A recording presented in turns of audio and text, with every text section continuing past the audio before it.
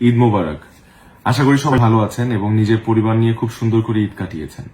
এই ঈদে আমার বেশ কিছু নাটক রিলিজ পেয়েছে এবং প্রথম দিন থেকেই খুব ভালো ভালো রেসপন্স পাচ্ছিলাম আপনাদের।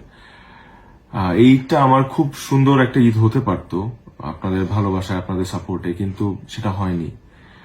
একটা অনাকাঙ্ক্ষিত বিষয়ে আপনারা যেমনটা কষ্ট পেয়েছেন ঠিক ঠিক তেমনি আমিও কিন্তু কষ্ট কষ্ট পাচ্ছি এবং কষ্টে আছি।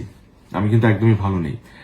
সো আপনারা এটা বুঝতেই পারছেন, কারণ আমাকে অনেকেই আমার শুভাকাঙ্ক্ষীরা মেসেজ পাঠিয়েছে এবং সাপোর্ট দেওয়ার চেষ্টা করছে। হয়তো আমার মানসিক অবস্থার কথা তারা বুঝতে পারছে। এই কারণে আমার মনে হয়েছে আপনাদের সাথে কিছু কথা বলা দরকার। আমার অভিনীত নাটক রূপান্তর, এটাকে ঘিরে যে ধরনের বিতর্ক তৈরি হয়েছে সেটা একদমই আনএক্সপেক্টেড। এই নাটকের মাধ্যমে আমরা কারো ধর্মীয় অনুভূতিকে আঘাত করা বা অন্য কোনো উদ্দেশ্য আমাদের নেই। আমি নিজেও একটা মুসলিম পরিবারের ছেলে, তো আমি জানি আমি কতটা ধর্মকে বিশ্বাস করি, আল্লাহকে কতটা শ্রদ্ধা করি। তো এই নাটকের মাধ্যমে আমরা কোনো কিছু নর্মালাইজ করা বা কোনো কিছু স্ট্যাবলিশ করা বা প্রমোট করা, এরকম কোনো উদ্দেশ্যই আমাদের ছিল না।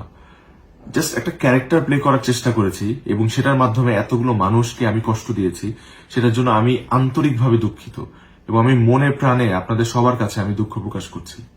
আমি দীর্ঘ 11 বছর যাবৎ নাটক করছি এবং আজকে আমার যে অবস্থান, এটার পেছনে আসলে আমার একার অবদান নেই। অবশ্যই আমার দর্শকের ভালোবাসা এবং সাপোর্টটা ছিল দেখে আজকে আমি এই অবস্থানে আসতে পেরেছি। তো আমার কাজ করার মূল উদ্দেশ্য হচ্ছে আমার দর্শককে একটু এন্টারটেনমেন্ট দেওয়া, একটু একটু তাদের খুশি। এই কারণে আসলে এত কষ্ট করি আমি। তো এরপর থেকে আমি আরেকটু বেশি সচেতন থাকবো এবং সতর্ক থাকবো আমার চরিত্র বাছাইয়ের ক্ষেত্রে, যাতে তারা কোনোভাবেই মনক্ষুণ্ণ না হয় এবং কষ্ট না পায়। আমি আপনাদেরকে কথা দিচ্ছি, আমার যে কাজগুলো আপনাদের এতদিন ভালো লেগেছে তার থেকেও বেশি ভালো কাজ আমি আপনাদেরকে উপহার দিব। শুধু একটাই রিকোয়েস্ট, আমার উপর কোনো কষ্ট রাখবেন না, আমার জন্য দোয়া করবেন এবং সবাই ভালো থাকবেন। I love you all.